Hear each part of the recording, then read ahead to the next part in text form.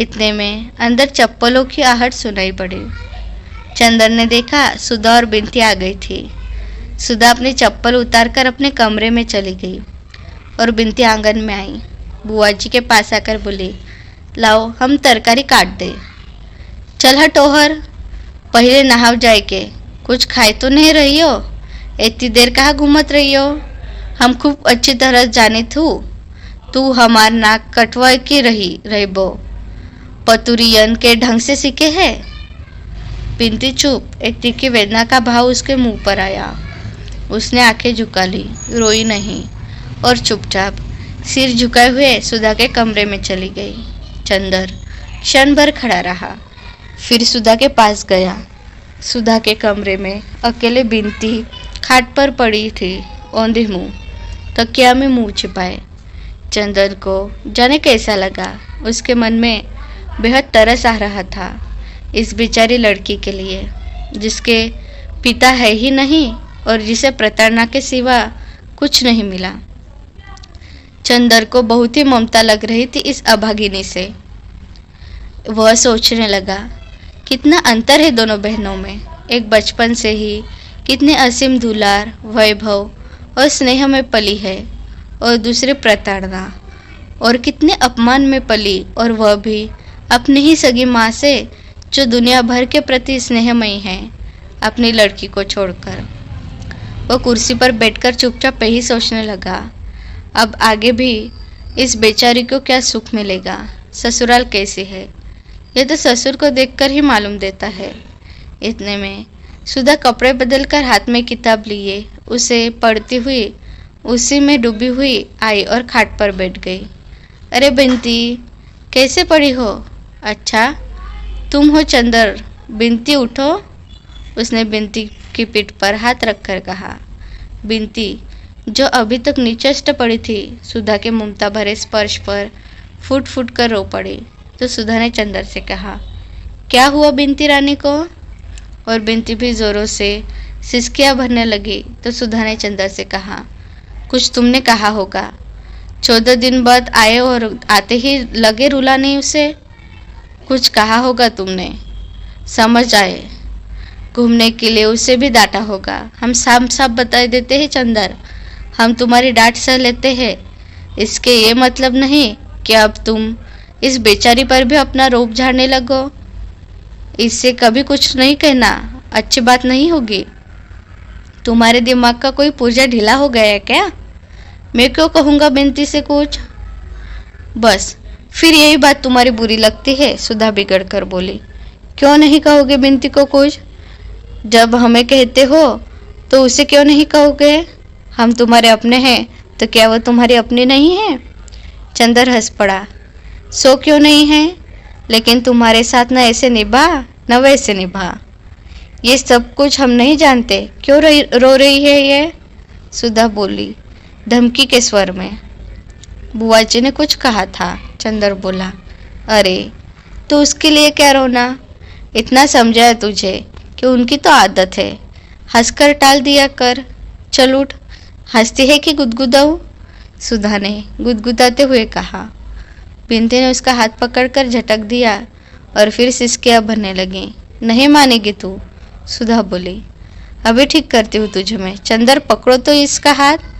चंदर चुप रहा। नहीं उठो, तुम इसका हाथ पकड़ लो तो हम अभी इसे हंसाते हैं। सुधा ने चंदर का हाथ पकड़कर बिनती की ओर बढ़ते हुए कहा। चंदर ने अपना हाथ खींच लिया और बोला, वो तो रो रही है और तुम बजाय समझाने के उसे परेशान कर रही हो। अरे जानते हो क्यों रो रही है? अभी इसके ससुर आए थे, वो बहुत मोटे थे, तो ये सोच रही है कि वो भी मोटे हो। सुधा ने फिर उसकी गर्दन गुदगुदा कर कहा। बिनती हंस पड़ी। सुधा उछल पड़ी। लो ये तो हंस पड़ी, अब रोगे? अब फिर सुधा ने गुदगुदाना शुरू किया। बिनती पहले तो हंसी से लोटपोट गई, फिर पल्ला संभालते हुए बोली, छी दीदी वो बैठे हैं कि नहीं? और उठकर बाहर जाने लगी। कहाँ चली? सुधा ने पूछा। जा रही हूँ नहाने। बिनती पल्लू से सिर ढकते हुए चल दी। क्यों, मैंने तेरा बदन छू लिया इसलिए? सुधा हंसकर बोली।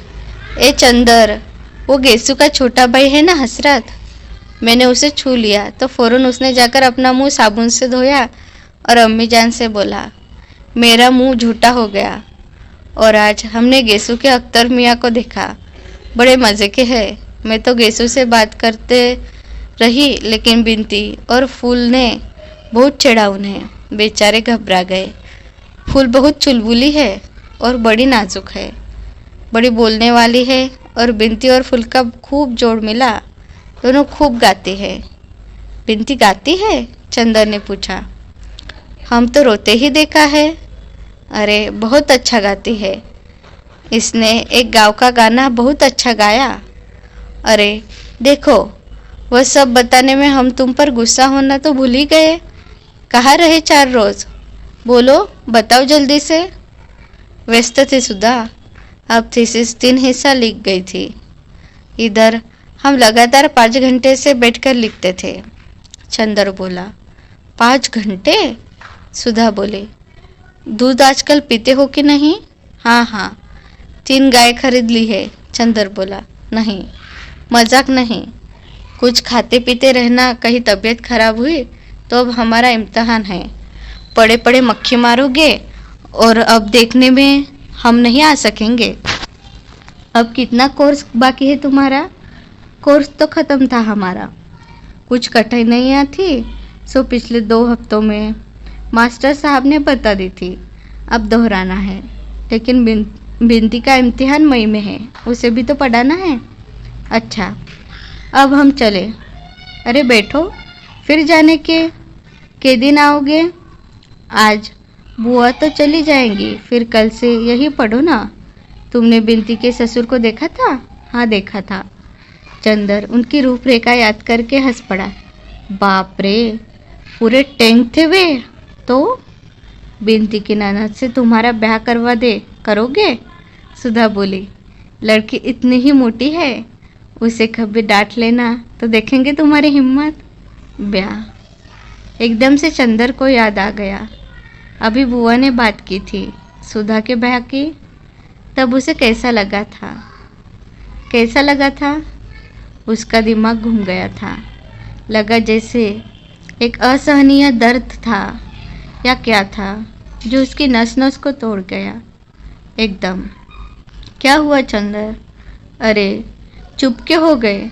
डर गए मोटी लड़की के नाम से? सुधा ने चंदर का कंधा पकड़कर झकझोरते हुए कहा। चंदर एक फीकी हंसी हंसकर रह गया और चुपचाप सुधा की ओर देखने लगा। सुधा चंदर की निगाह से सहम गई। चंदर की निगाह में जाने क्या था, एक अजब सा पथराया सुनापन, एक जाने किसी दर्द की अमंगल छाया, एक जाने किस पीड़ा की मूक आवाज़, एक जाने कैसी पिघलती हुई सी उदासी, और वह भी गहरी, जाने कितनी गहरी। और चंदर था कि एकटक देखता जा रहा था, एकटक, अपलग। सुधा को जाने कैसा लगा। ये अपना चंदर तो नहीं, ये अपने चंदर की निगाहें तो नहीं। चंदर तो ऐसी निगाह से इस तरह अपलग तो सुधा को कभी नहीं देखता था। नहीं, ये चंदर की निगाह तो नहीं।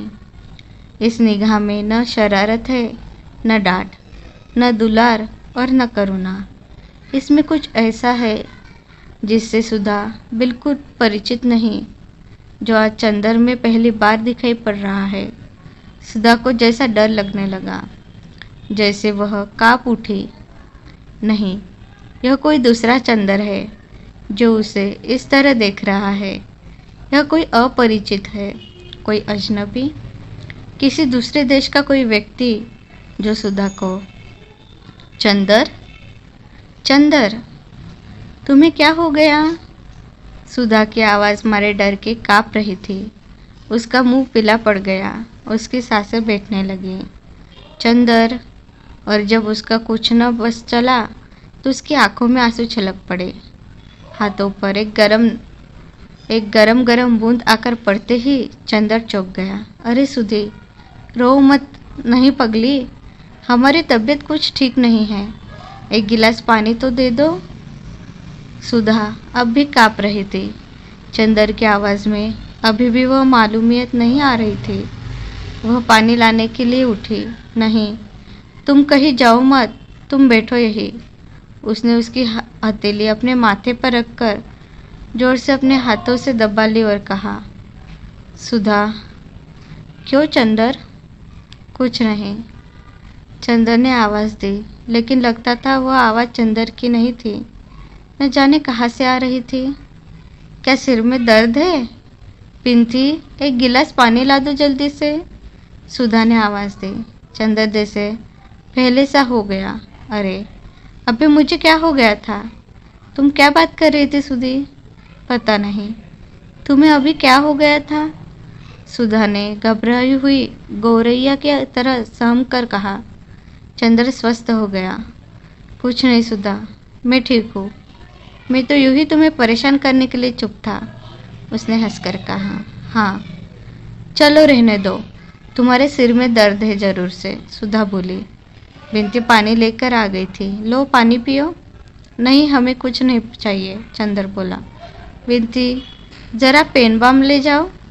सुधा ने गिलास ज़बरदस्ती से मुंह से लगाते हुए कहा। बिंती पेन बाम ले आई। बिंती, तू ज़रा लगा दे इनके। अरे खड़ी क्यों है?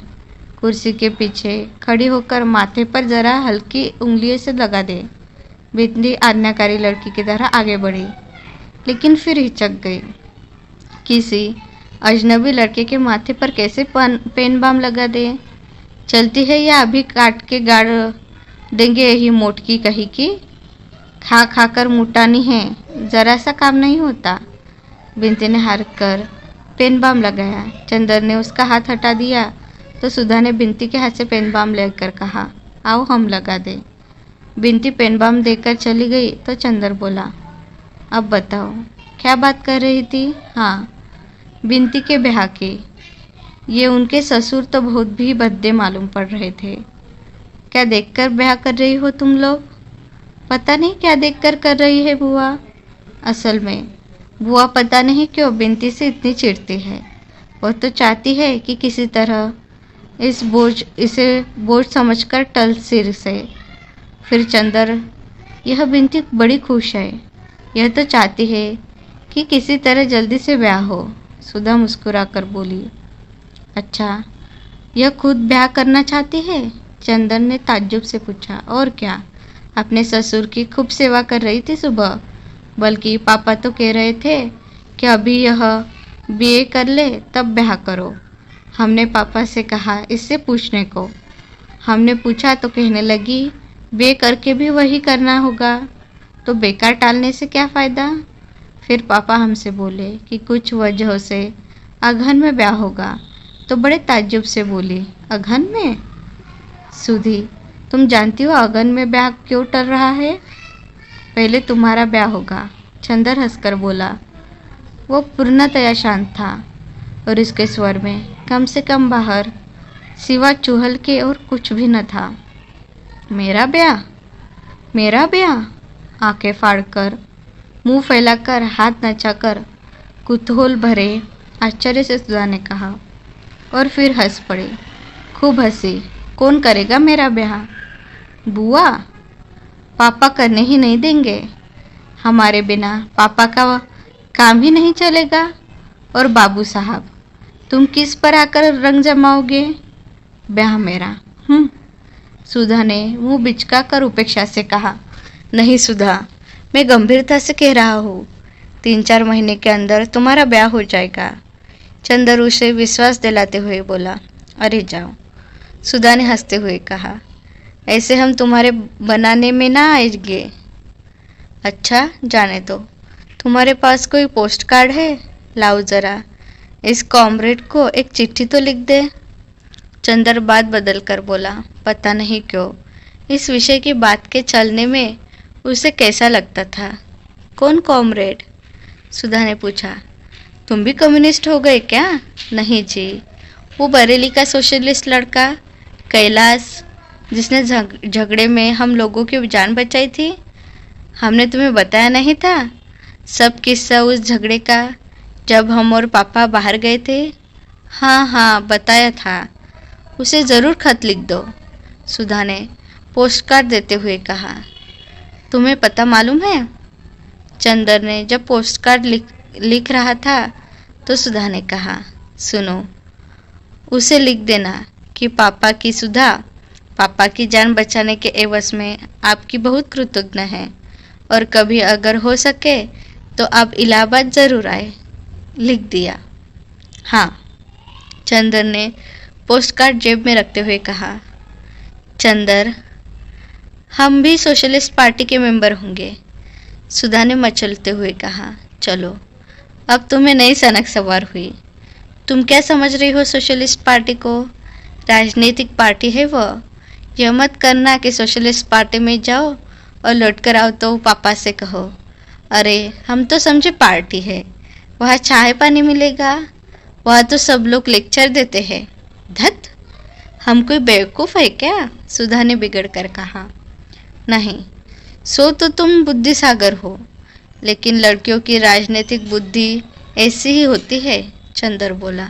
अच्छा रहने दो, लड़कियां न हो तो काम ही न चले, सुधा ने कहा।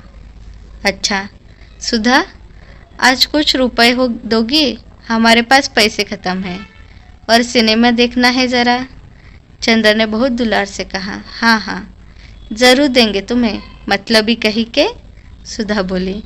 अभी अभी तुम लड़कियों की बुराई कर रहे थे ना, तो तुम और लड़कियों में से थोड़ी ही हो, तुम तो हमारी सुधा हो, सुधा महान। सुधा पिघल गई। अच्छा, कितने लोगे? अपनी पॉकेट में से 5 रुपए का नोट निकाल कर बोले, इससे काम चल जाएगा?